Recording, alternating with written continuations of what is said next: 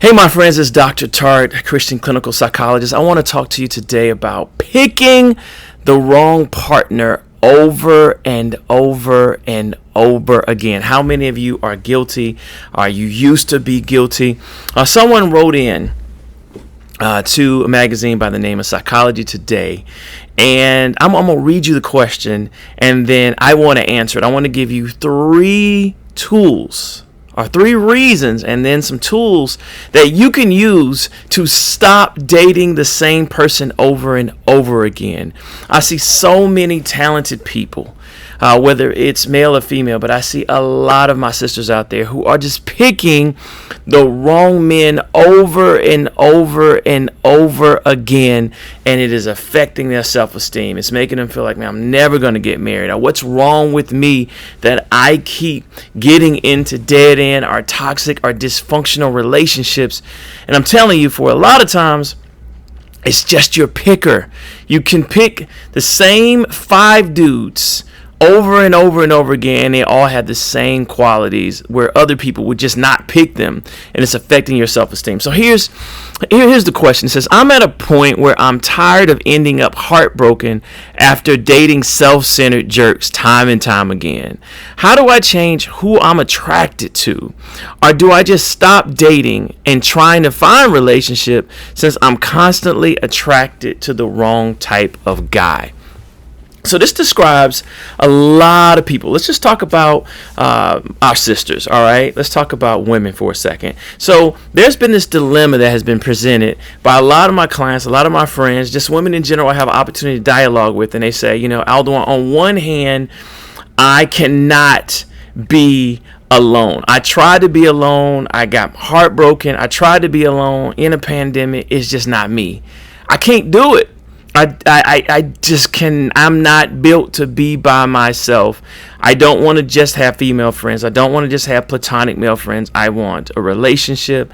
I want marriage. And I may even want family. They just feel like this is something that God promised them, something that they cannot let go of. They wish they could let go of it. It's just too hard to be alone.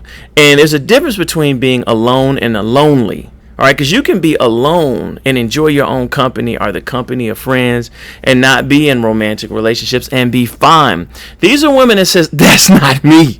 That's not me. I can't be fine and be alone. That equals loneliness.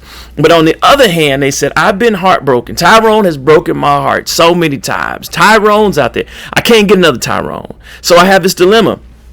On one hand, I am lonely, and on the other hand, I can't have my heart be broken any more than it's been broken. All right, so they have this dilemma. All right, I'm gonna tell you how to fix that. All right, but let's go over the top 3 reasons why you pick the wrong people. Number 1, you are too nice. I didn't say you were nice. We need nice people. The world needs more nice people. I try to pride myself on being nice. It's so many mean people out there, so many judgmental people, so many people who gossip, so many people who jump on your bandwagon when you're doing well, jump off when they can't use you for any gain. We need more nice and genuine people. That's not what I'm talking about. I'm talking about being too nice, meaning that you're nicer to people than they are to you. You're nicer. So you're the one always apologizing. You're the one giving the help but never receiving the help, because of whomever you date, they can't help you because you're the helper and they're the one getting the help, right? You're financing the operation and they're the one receiving the finances, right? You're the healer and they're just getting healed, but it's no reciprocity. It doesn't come around. So you end up with the short end of the stick. You're the one, you're the snack machine, and you're giving out $1 worth of snacks, but people are only putting 60 cents in. The snack machine won't even be too nice. The snack machine will just refund that 60 cents and say, come on back when you get 40 more cents. All right. And so here's the things. I know a lot of you are like, well, I'm going to keep being nice, Dr. Tartt. I'm going to keep being nice because that's who I am. That's who God called me to be. All right, cool. Here's a mindset shift. Think about negotiating for a house. Think about you negotiating for a house and the value is $180,000. All right. But you're negotiating with someone. They say, just give me $150,000. and you look the house over and there's nothing wrong with it, you can't understand why they're discounting the price. They're just discounting the price because they feel anxious. They feel like this is desperation. Oh, now y'all are getting it. Or they feel like, well, I don't want anybody else to come. I don't want to lose out on a buyer, even though it's less value. And would you say, nah, that's not fair, I'm going to pay you $180? No, you wouldn't. You'll take that $150 and that $30,000 in equity in a heartbeat. Why? Because even nice people expect you to know your own value. See, a true negotiation is, we're talking about, all right, I'll give you $108,000. No, it's $200,000. Well, let's look at the comps. Well, let's look at the foreclosures. You're going to look at numbers. It's going to be a tough negotiation. And so at the end of the day, it's a negotiation that works for both of you. I put $1 in the snack machine. They give me $1 worth of snacks. I give Chick-fil-A $8. They give me $8 worth of Chick-fil-A. You know, I invest in you. You invest in me. I pray for you. You pray for me. I bend over backwards and sacrifice for you. You bend over backwards and sacrifice for me. It's an even relationship. That way it's reciprocal. I fill up your cup, you fill up my cup. That's how a relationship is supposed to be. But when you're too nice and you automatically sign up to be nicer to people than they'll be to you, you're going to end up picking the wrong person, because people are looking to benefit off of you. They don't want to give. They just want to get an amazing deal. Number 2, you date based on potential, not on talent. You date on potential that he could be faithful, on potential that he could be caring, on potential that he could learn to communicate, on potential that he could learn to control his temper, on potential that he could work a job without quitting, on potential that he could be kind and loving and commitment focused versus fear focused. You based on potential. All right, and when you date on potential, it is bound to get you in trouble more times than not. And I know what y'all were thinking, well, that's judgmental. Give people a chance. Well, how's that working out for you? Right? Here's a good example. Do you know who does not date based on potential? The bank. The bank looks at your credit score, which is fair, right? Because you earn your credit score. Your credit score is based upon what you've done in the past, right? If you paid your bills on time, if you were noble, you had character, you made good investments, right? Even if you had some mishaps, you made up for it. Your credit score will recover. The bank says, all right, if you have 500 credit, we're not going to loan you anything. Why? Because the chances of the bank being taken advantage of are higher than it's being a benefit to the bank. So they don't do business. Why? Because the bank loves itself. You should love yourself to not date anyone with low relationship credit. They're not faithful. They can't communicate. They shut down for 5 days. They've been in 9 relationships and none of them worked out. They don't speak kindly of any of the mothers of their children. If we're talking about women, they just cannot make it work. They're argumentative. They don't want to compromise. They are only superficial. They have been scarred, and they don't believe in true love. They believe in dysfunction and chaos. Whatever it is, don't date on potential. So here's the fair thing about the bank. The bank says, listen, your credit score right now is 500.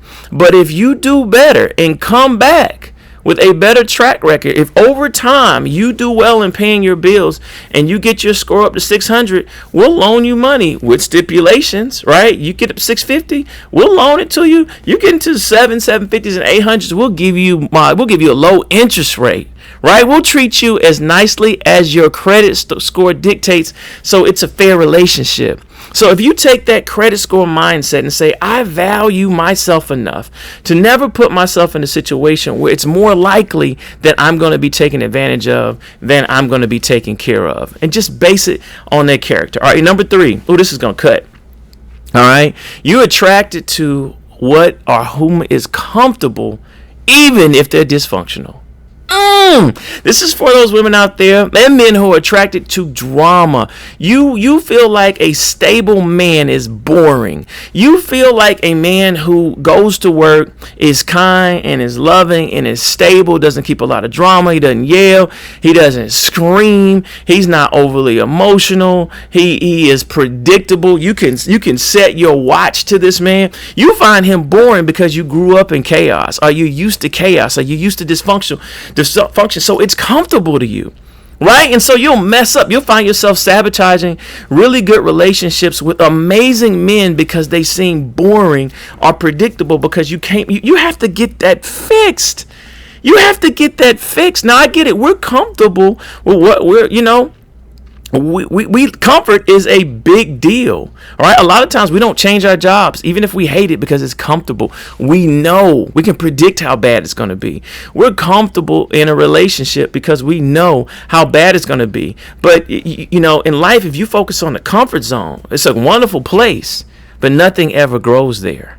Right? And so if you get in dysfunctional relationship, because that's what you saw daddy do. That's what you saw mama do. That's what you saw in your past. You had dysfunctional relationships. If you continue to do that, you're going to end up continuously picking the wrong person, because just like you're scripting the villain to date every single time, because that's who you know, the villain. Oh, I want y'all to go to therapy, get that fixed. But I promised y'all, all right, I want to give you 3 solutions. All right, because now that we can diagnose the problem, we have to solve it. All right, number 1, I want you to pace yourself when it comes to dating. Date slowly so that you can judge the character of the person that you're dating.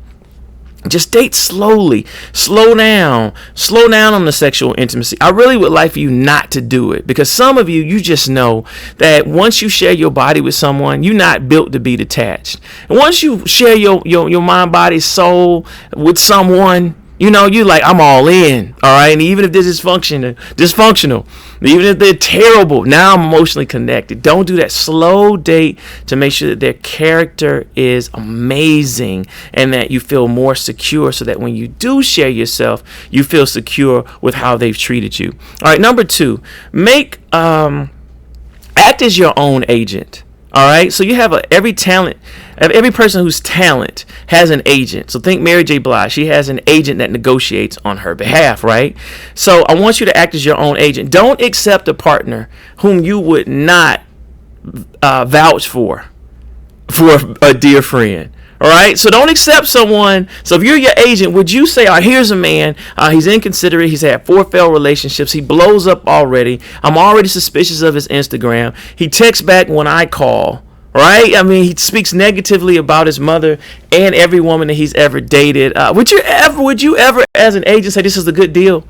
No, you wouldn't. So be your own agent. Have that I'm giving you permission to talk to yourself. Be your own agent and say, nah, we can't do it. This deal works for you, but it does not work for my client. This deal works for you, Mercedes-Benz Stadium, and promoters to bring in Mary J. Blige for $2,000, but it does not work. Mary J. Blige didn't brush her teeth for $2,000. You understand me?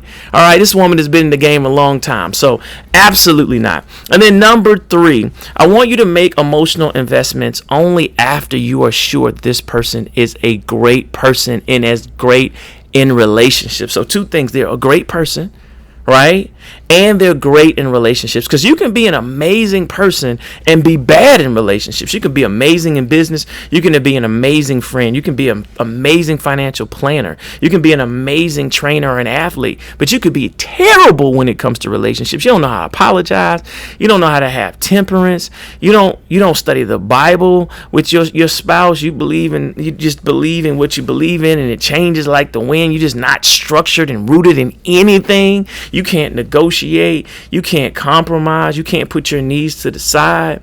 You can't be quiet when someone is talking, so you don't interrupt them, so at least you can hear where they're coming from and feel. You won't go to counseling. You won't go to a relationship seminar. You won't go to a communication class. Nah, we're not doing that, right? Make sure that they're a great person. They do the opposite. They are willing. Number 1 characteristic of a husband, according to the research, a good husband is how influenceable he is. All right. So if he says, who I'm dating could influence me, I will consider how they feel before I make my final decision. There are a lot of men out there like, you ain't gonna never change me. The way I am is the way. No, that's a terrible husband, because how can you say you can't be influenced if you dating a whole other person? 2 of y'all come together to make one flesh. That doesn't make any sense. So y'all got it. So listen, this is how you stop dating the wrong people and start dating Mr. Right.